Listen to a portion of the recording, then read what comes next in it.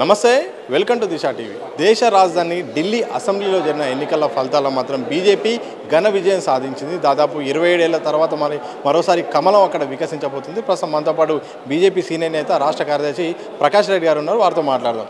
ఎట్లా అనిపిస్తుంది సార్? ముందుగా కంగ్రాచులేషన్స్. ఈ విజయం పట్ల ఎట్లా ఫీల్ అవుతున్నారు?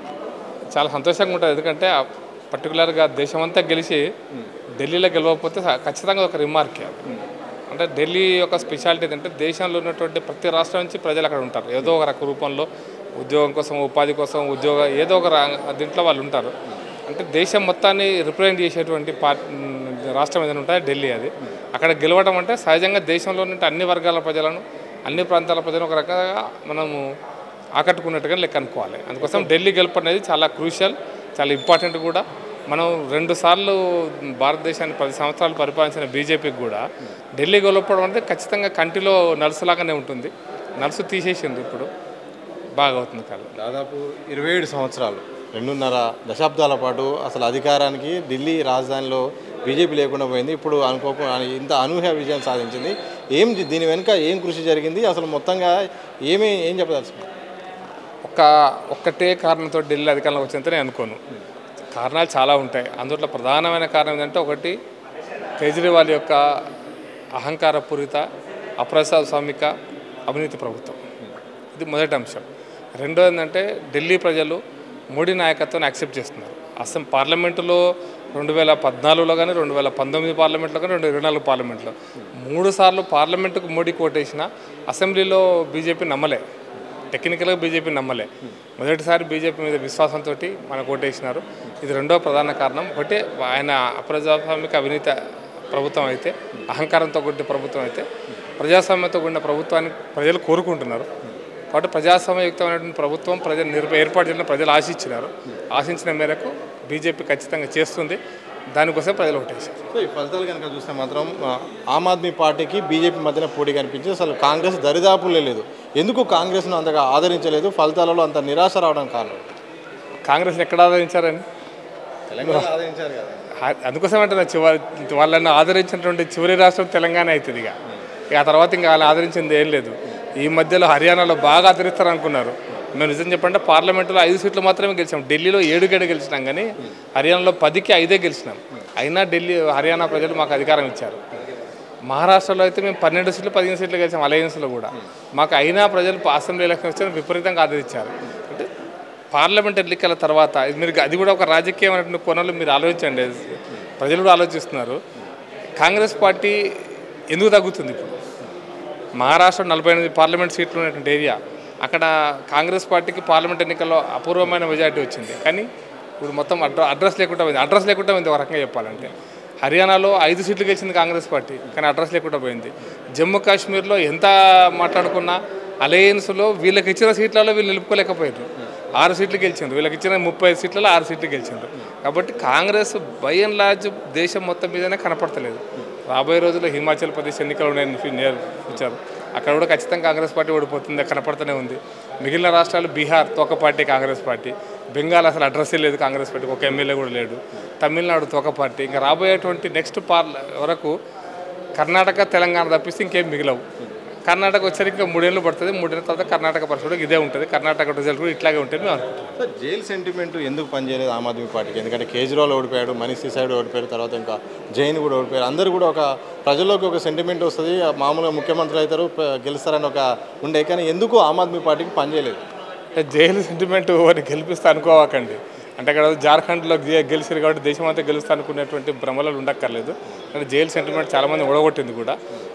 ఢిల్లీలో ప్రజలు, మధ్యతరగతి ప్రజలు ముఖ్యంగా ఉపాధి అంటే వ్యాపారం చేసుకునేటువంటి వాళ్ళు, ఉపాధి ఉన్నవాళ్ళు చాలా ఆశలతోటి, అంటే గంపెడ ఆశతోటి కేజ్రీవాల్ గెలిపించారు. రెండోసారి అట్లీస్ట్ ఇంకో అవకాశం ఇద్దాం, ఎట్లుంటుందో, బీజేపీ తప్పేనేమో చూద్దాం లేనటువంటి రెండోసారి అవకాశం ఇచ్చారు. కానీ ఇప్పుడు ప్రజల ముందు ఆయన నీతి, ఆయన ప్రజాస్వామ్య వ్యవస్థలు అవన్నీ బయటకు వచ్చేసినాయి. అసలు రంగు బయటకు వచ్చింది. మొహం కడుకుంటే అసలు రంగు బయటకు వస్తా అంటారు. నల్ల రంగా తెల్ల రంగా అని వేషం వేసుకుంటే ప్రజలు నమ్మిండ్రు వేషాన్ని, చాలా తెల్లగా ఉన్నాడని. కానీ అది అసలు మరకలన్నీ మొహం అంతా ఎంత ఉంటుంది అనేది కనపడింది బయటికి. కాబట్టి ఇప్పుడు ప్రజలు దాన్ని ఆ కోణం చూసినారు. ఇప్పుడు ఆయన అసలు రంగు బయటపడింది, అసలు వేషం ఊడిపోయింది. కాబట్టి ప్రజలు నిజమైన రూపాన్ని చూసినారు. అత్యంత అవినీతి వ్యతిరేక పోరాటం చేస్తామని చెప్పిన పార్టీ అత్యంత అవినీతిలో కూరుకుపోయినప్పుడు దట్టు బి ఢిల్లీలో లిక్కర్ స్కామ్ ఒక ఊహించినటువంటి అంశం ఇది. లిక్కర్లు పాలసీని మార్చి ప్రభుత్వానికి నష్టం తీసుకొచ్చే ప్రయత్నం చేయడం, ఇవన్నీ కూడా ప్రజలు గమనించారు. ముఖ్యంగా మధ్యతరగతి ప్రజలు, ఉద్యోగ స్వయం ఉపాధి ఉన్నటువంటి వాళ్ళందరూ కూడా ఆయనకు అగెనిస్ట్గా ఓటేసిండ్రు. అందుకోసం మాకు ఆల్మోస్ట్ 10% పైన మాకు ఓట్లు పెరుగుతున్నాయి. ఇప్పుడు పోయిన అసెంబ్లీకి 10% పైన ఓట్లు పెరుగుతున్నాయి.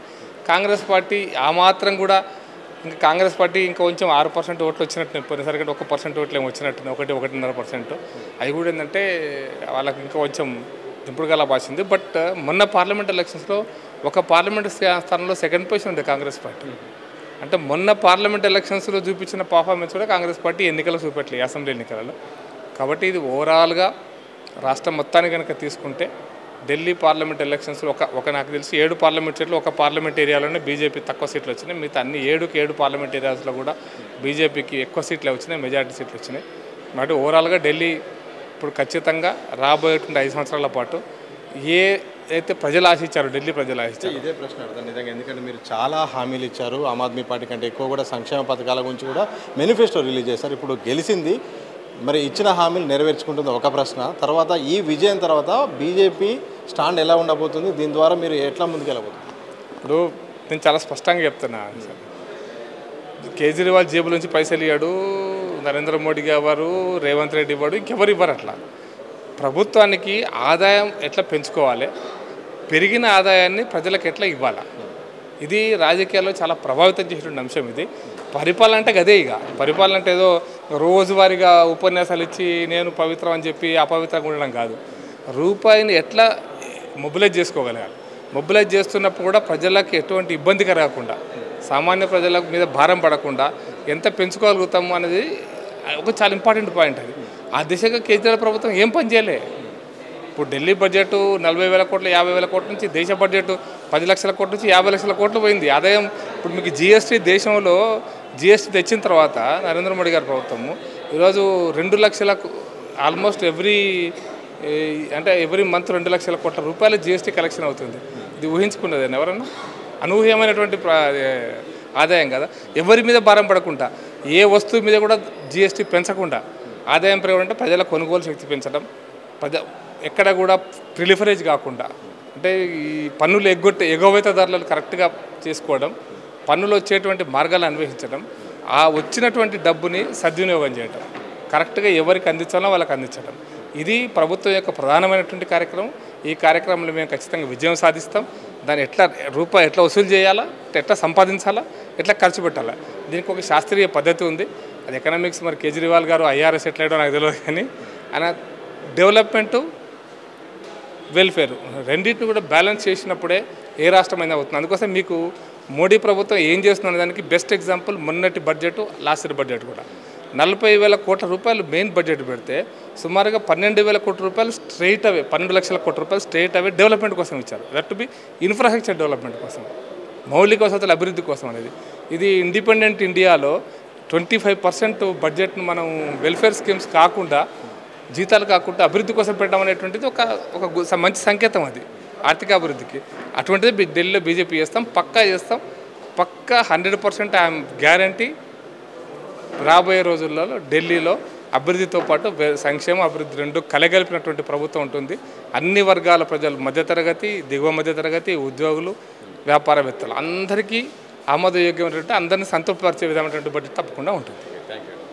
దేశవ్యాప్తంగా అధికారంలో బీజేపీ ఉన్నప్పటికీ కూడా దేశ రాజధానిలో మాత్రం అధికారం లేకపోవడం కూడా కంటి మీద నలుసులాగా ఇంతకాలం ఉంది. సో అది కూడా ఇక నెరవేరింది. ఆ రాష్ట్ర ప్రజలు కూడా ఢిల్లీకి బీజేపీకి పట్టం కట్టడాన్ని మేము స్వాగతిస్తున్నాం. తప్పకుండా ఏదైతే ఇచ్చిన హామీలు ఉన్నాయో, ఇటు అభివృద్ధి అయితేంది, అలాగే సంక్షేమం రెండు కూడా జోడెద్దులాగా అక్కడ పాలన చేస్తాం. తప్పకుండా అక్కడ ఓటర్ల యొక్క అభిష్టం మేరకు బీజేపీ పాలన ఉంటుంది. అరవింద్ కేజ్రీవాల్ మాత్రం అహంకారంతో అలాగే అవినీతి చేయడం వల్లనే ఈరోజు బీజేపీ అక్కడ విజయం సాధిస్తుందని కూడా బీజేపీ సీనియర్ నేత ప్రకాష్ రెడ్డి గారు స్పష్టం చేసిన సందర్భం చూడొచ్చు. కెమెరా పర్సన్ వంశీతో సతీష్ దిశ టీవీ, హైదరాబాద్.